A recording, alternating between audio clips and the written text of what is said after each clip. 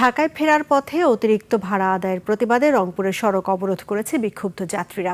রাত 10:30টার দিকে মডার্ন মোড়ে যাত্রীরা এই অবরোধ করে। আটকা পড়ে শতাধিক যানবাহন।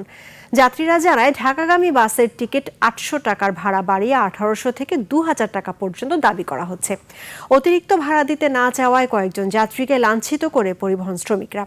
প্রতিবাদে ক্ষুব্ধ যাত্রীরা মডার্ন মোড়ে এলাকায় রংপুর ঢাকা মহাসড়ক অবরোধ করে বিক্ষোভ শুরু করে। এতে এই মহাসড়কে যান চলাচল সম্পূর্ণ বন্ধ হয়ে যায় এবং সৃষ্টি হয় তীব্র যানজট।